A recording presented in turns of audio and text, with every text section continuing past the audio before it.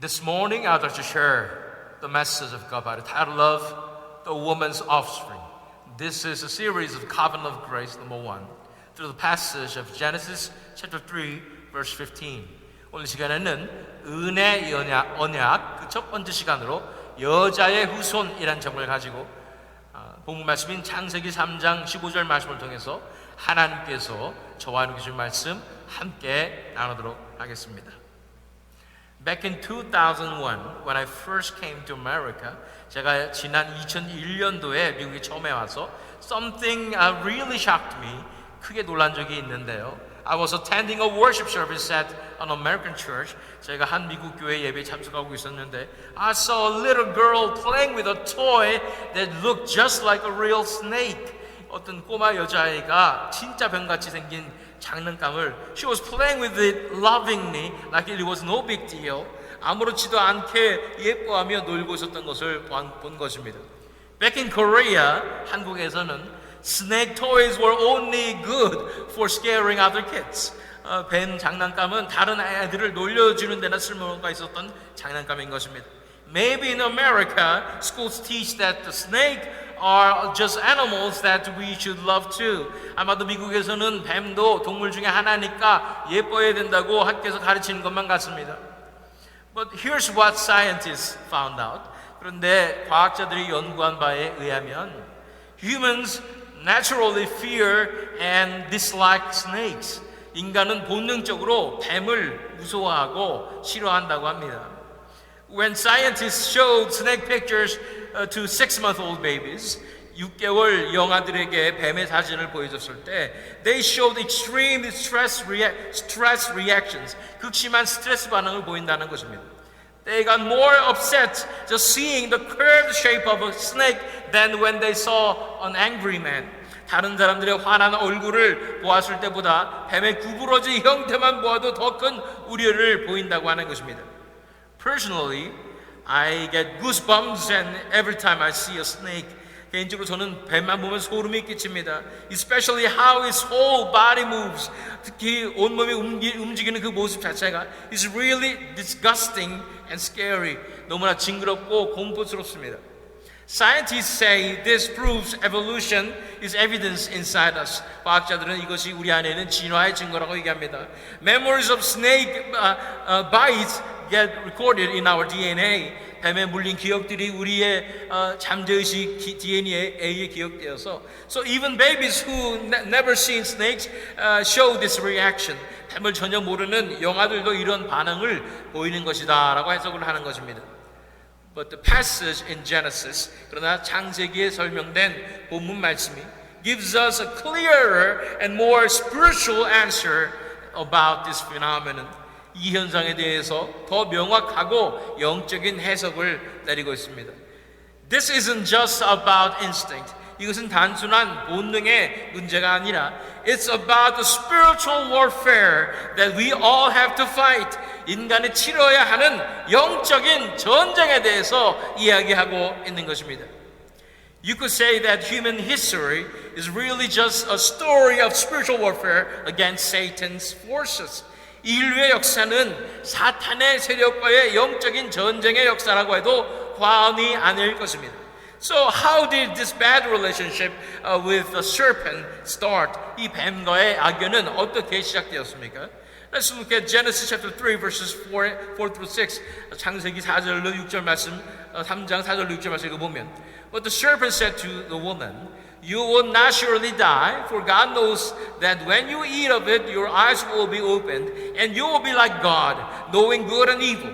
So when the woman saw that the tree was good for food, and that it was a delight to the eyes, and that the tree was to be desired to make one wise, she took of its fruit and ate, and she also gave some to her husband, who was with her, and he ate.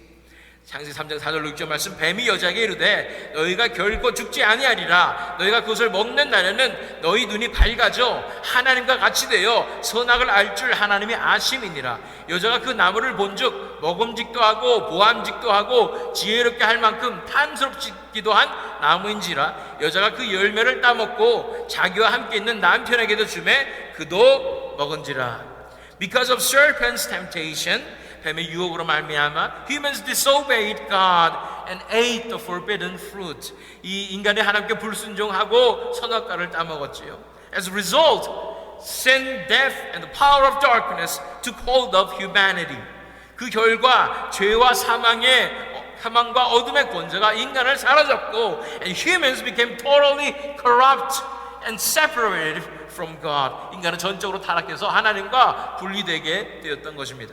God promised to save these totally corrupt people. 이렇게 전적으로 타락한 인간들을 구원하시겠다고 하나님께서 약속하시고 and reveal that plan in our text Genesis chapter 3 verse 15. 그 계획을 드러내신 것이 본문 말씀인 창세기 3장 15절 말씀인 것입니다. Theologians call Genesis chapter 3 verse 15 the proto-gospel. 그런데 이 창세기 3장 15절을 신학자들은 원형 복음이라고 얘기합니다. And say it's where God's covenant of grace starts. 하나님의 은혜의 언약의 시작이라고 말하는 것입니다. It is called the first gospel and the beginning of God's covenant of grace. 원형 복음이자 하나님의 은혜의 언약의 시작이라고 말하는데 But here's the thing. These words were actually spoken to the serpent in this verse 15. 사실 본문 15절의 말씀은 뱀에게 하신 말씀이었죠.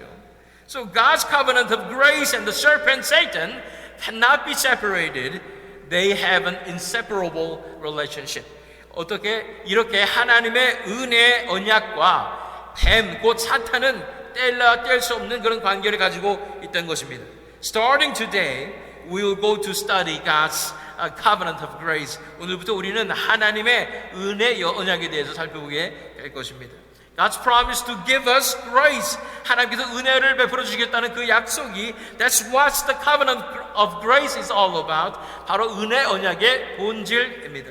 It's God's promise to save humanity that became totally corrupt through the serpent's temptation. 뱀의 유혹으로 전적으로 타락하게 된 인간들을 하나님께서 구원해 주시겠다는 약속인 것입니다. This covenant of grace wasn't put together quickly or done overnight. 이 은혜 언약은 단기간에 걸쳐서 준비되고 이루어지는 것이 아니었습니다. It goes beyond generations and ages. It's something only the eternal God could do. 세대와 시대를 뛰어넘는 영원하신 하나님께서만 하실 수 있는 It was prepared in stages that are so detailed and perfect. 너무도 친밀하고 완벽한 단계로 준비되는 This is God's grand plan. 원대하신 하나님의 경륜입니다. Through today's first gospel, Genesis chapter 3 verse 15. 오늘 원형 복음인 창세기 3장 15절 말씀을 통해서 I hope we will understand what the covenant of grace is all about. 은혜 언약의 본질과 그것을 통한 하나님의 위대한 경륜과 God's amazing plan through it and how deep His love really is. 그 사랑의 깊이를 깨닫는 이 시간이 되었으면 좋겠습니다. Like I said in the beginning, 서두에서 말씀드린 바와 같이 The covenant of grace starts with God's words spoken to the serpent. 은혜 언약은 뱀에게 선포하신 하나님의 말씀에게서 시작됩니다. Let's read our text, Genesis chapter 3, verse 15. 오늘 본 말씀인 창세기 3장 15절 말씀 읽겠습니다. I will put enmity between you and the woman, and between your offspring and her offspring. He shall bruise your head, and you shall bruise his heel. 내가 너로 여자와 원수가 되게 하고 네 원수도 여자의 후손과 원수가 되게 하리니 여자의 후손은 네 머리를 상하게 할 것이요 너는 그의 발꿈치를 상하게 할 것이니라 하시고 He's saying that the serpent and the woman will be enemies of each other. 뱀과 여자가 서로 원수가 된다고 말씀하십니다. These words were clearly spoken to the serpent, Satan. 분명히 뱀, 사탄에게 하신 말씀인데 So why does he specifically say they will be enemies with the woman? 왜 굳이 여자와 원수가 된다고 말씀하여 주시는 것일까요? Humans are represented by Adam, the man. 인간의 대표성은 남자인 아담에게 있는데 So why does he say they will be enemies with the woman? 왜 여자와 원수가 된다고 하시는 것일까요? Well, the serpent directly tempts Eve. 물론 뱀이 직접적인 유혹을 한 것이 하와라서. So we could understand that the serpent becomes enemies with the woman. 뱀이 여자와 원수가 된다고 해석할 수 있겠습니다. Maybe that's why women especially seem to hate and fear snakes. 그래서 그런지 유독 여성들이 뱀을 혐오하고 무서워하는 것 같습니다. But I think there's something more intentional and deeper going on here. 그러나 그보다 뭔가 더 의도적이고 깊은 의미가 있다는 생각을 하게 됩니다. Really, why does it say they will be enemies with the woman and not the man? 정말 왜 남자가 아닌 여자와 원수가 된다고 말씀하셨을까요? In the next part, where it says the serpent's offspring will also be enemies with the woman's offspring. 그 뒤에 뱀의 후손이 또한 여자의 후손과 원수가 된다고 말씀하시는 것을 통해서 we can figure out why. 우리는 그 이유를 알 수 있게 되는 것입니다. The woman's offspring, Jesus Christ. 여자의 후손인 예수 그리스도가 had to be conceived by the Holy Spirit, not through a man. 남자의 혈통이 아닌 성령으로 잉태되어서 had to be born of a virgin. 동정녀에게 나셔야 했기 때문에 So it makes sense to call him the woman's child, woman's offspring. 여자의 후손이라고 말하는 것이 합당하기 때문인 것입니다. But here's the thing. This verse is clearly saying two things at once, a dual prophecy. 그러나 이 구절은 분명 이중적인 예언을 말하고 있습니다. The first time it says a woman's offspring, 첫 번째 나오는 여자의 후손은 it means a group, it means God's people. 좀 더 집단적인 의미를 가지고 있고 따라서 하나님의 백성을 의미한다고 볼 수가 있습니다.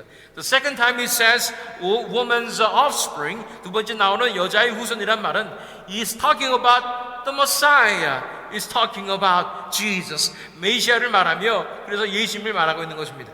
So looking at it this way, 이런 측면에서 보게 될 때, it's not just saying woman's offspring to point to Jesus Christ being born. 예수 그리스도의 탄생을 나타내기 위해서 여자의 후손이라고 표현한 것뿐만 아니라, I think there must be another reason for calling God's people the woman's offspring. 하나님의 백성들을 여자의 후손이라고 표현한 뭔가 또 다른 이유가 있을 것이라는 생각이 듭니다. Why does it say they will be enemies with the woman and not the man? 도대체 왜 남자가 원수가 되는 것이 아니고 여자가 원수가 되면 Why does it say the serpent's offspring will be enemies? 뱀의 후손이 왜 남자가 후손이 아닌 not with the man's offspring but with the woman's offspring. 여자의 후손과 원수가 될 것이라고 말씀하고 있는 것일까요?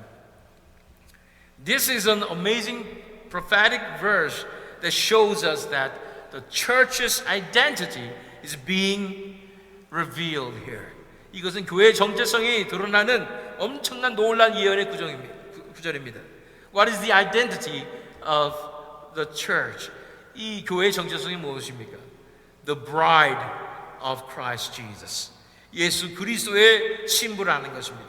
In the Bible, God calls himself the husband and compares God's people to a wife. 성경에서 하나님은 스스로를 남편이라고 부르시고 하나님의 백성들을 아내라고 비유하십니다. Also, he calls Zion a daughter. 또한 시온을 딸이라고 표현하면서 And there are many times where he talks about God's people as female. 하나님의 백성들을 여성으로 묘사하는 경우가 너무나 많습니다. But this idea is about the identity of God's people. 그런데 이 개념은 하나님의 백성의 정체성에 관한 것이기도 하지만 But it's about our relationship with God. 하나님과의 관계에 관한 것입니다. A close, real relationship as God's wife and daughter. 하나님의 아내와 딸로서의 친밀하고 실제적인 관계인 것입니다. In the New Testament, this identity and the mystery of the relationship get revealed. 그런데 신약 성경에서 이 정체성과 관계의 비밀이 드러납니다. That God's people, the church, are the bride of Jesus Christ. 그것은 하나님의 백성, 즉 교회가 예수 그리스도의 신부라는 것입니다. Let's go to Ephesians chapter 5 verses 24 and 25. 에베소서 5장 24절 25절 말씀 읽어보면 Now as the church submits to Christ, so also wives should submit in everything to their husbands. Husbands, love your wives as Christ loved the church and gave himself up for her. 에베소 5장 24절 25절 말씀 그러므로 교회가 그리스도에게 하듯 아내들도 범사에 자기 남편에게 복종할지니라. 남편들아 아내 사랑하기를 그리스도께서 교회를 사랑하시고 그 교회를 위하여 자신을 주심같이 하라. Of course, back in ancient times, the idea of husband and wife was about order. 물론 고대 사회의 남편과 아내의 개념은 질서와 연관이 있어서 the wife has to submit to the husband and the husband has to love his wife. 아내는 남편에게 복종해야 하며 남편은 아내를 사랑해줘야 하는 It's kind of a top-down relationship. 좀 더 수직적인 관계가 있었던 것입니다. But at the same time, the idea of husband and wife shows the deepest intimacy. 그러나 동시에 남편과 아내의 개념은 최고의 친밀함을 드러냅니다.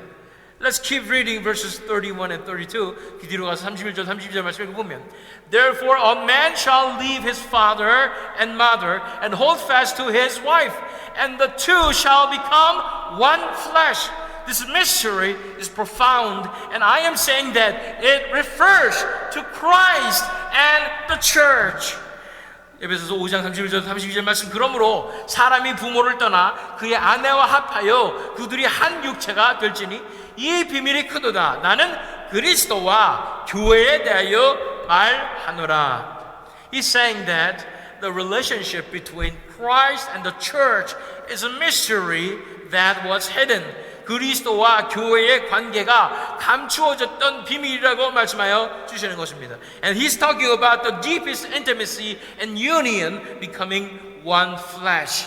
한 육체가 되는 최고의 친밀함과 연합을 말하고 있는 것입니다.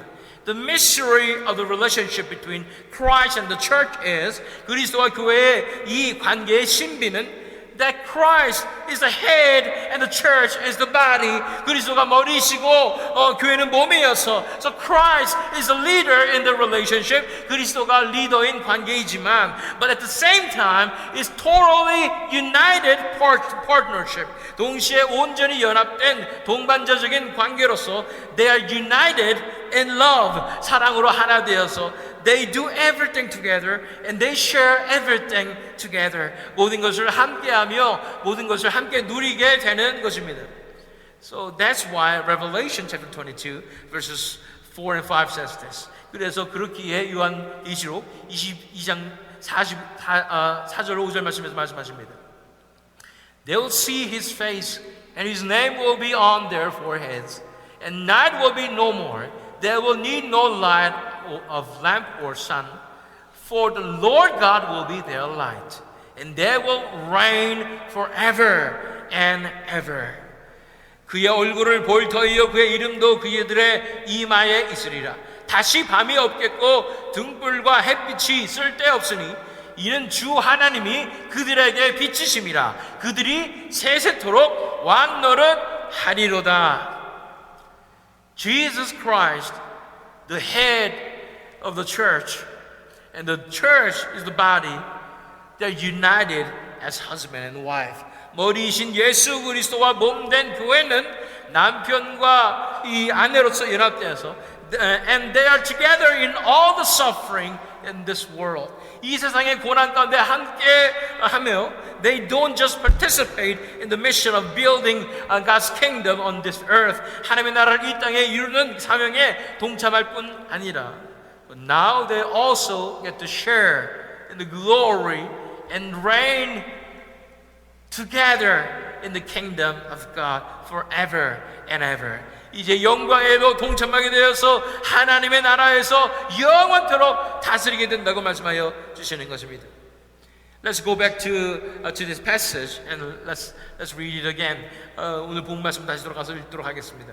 I'll put enmity between you and the woman, and between your offspring and her offspring.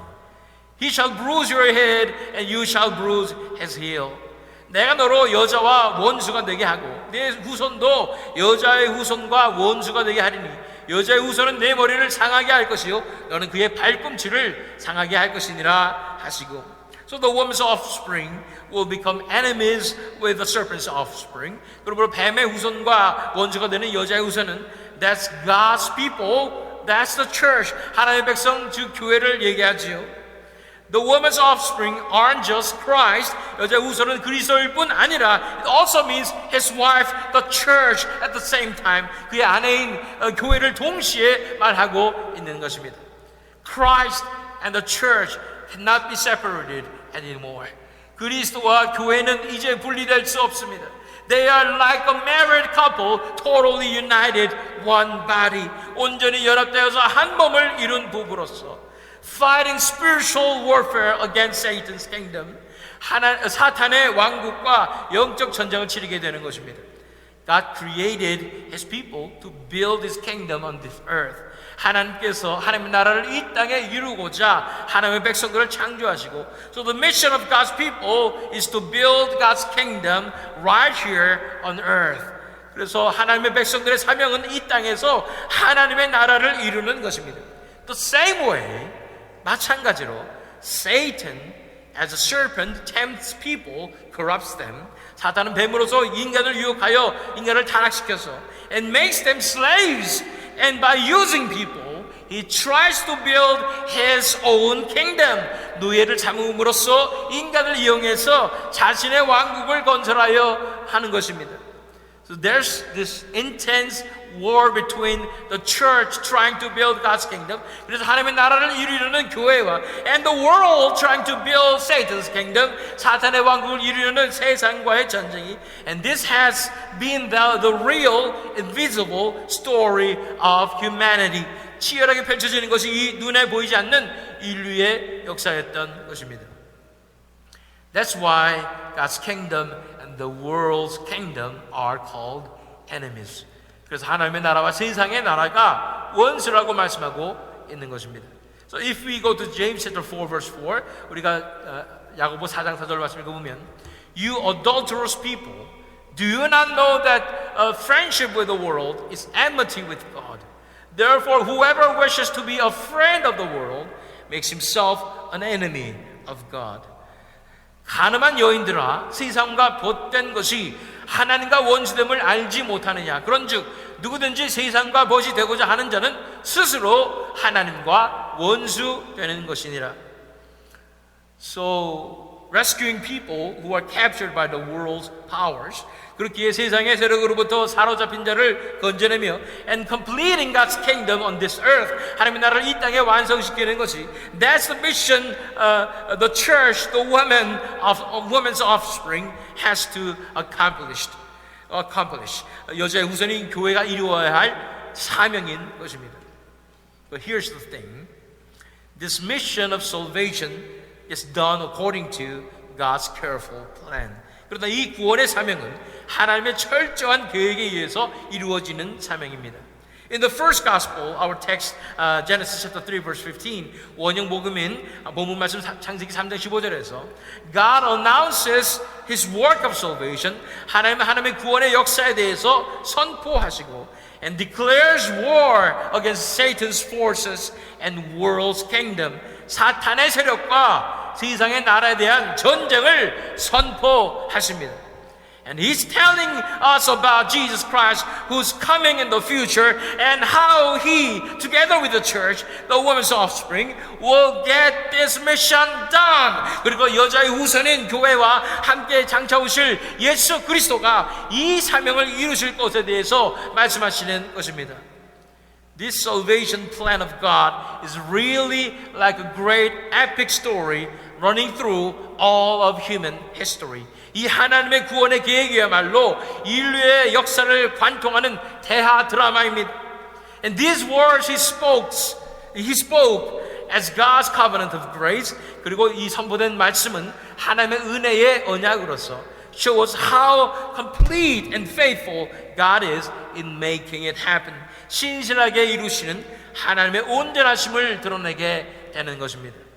Today, As we start this great journey into God's covenant of grace, 오늘 이 하나님의 은혜의 언약의 대장정을 떠나게 될 때, I hope we will come along on this journey with awe and excitement, 경외함과 기대를 가지고 이 여정을 함께하기를 원합니다. What we need to remember today is this. 오늘 우리가 기억해야 할 사실은 from the very start, 처음부터 the church was invited to be part of God's salvation plan. 하나님의 구원의 계획 가운데 함께하도록 교회가 초청을 받았다는 것입니다. In God's plan to save people from the enemy Satan and the world, 이 원수인 사탄과 세상으로부터 백성들을 구원하시는 하나님의 구원의 계획에 the church united with Christ fights together, suffers together. 그리스도와 연합하여 교회는 함께 싸우고 고난받으며 wins together and gets to share in the glory of ruling together. 함께 승리하여 함께 왕노릇하는 영광에 참여하는 것입니다. Let's receive this amazing glory with thankful hearts. 이런 놀라운 영광을 감사함으로 받으며 and let's not bury it anymore in the small stuff of our own personal lives. 더 이상 이제 소소한 개인의 현실에 파묻혀 있지 않으면 let's give ourselves completely to this grand plan of salvation for God's kingdom and to this covenant of grace. 하나님의 나라의 원대한 이 구원의 계획, 그 은혜의 언약에 온전히 우리 자신을 헌신함으로 I pray for you and me and for New Faith Presbyterian Church that we will be part of God's work of salvation. 하나님의 구원의 역사에 동참하시는 저와 여러분 되시기를, 또한 이 새믿음 장로교회 되기를 I bless you in Jesus Christ's name. 예수 그리스도 이름으로 축원합니다.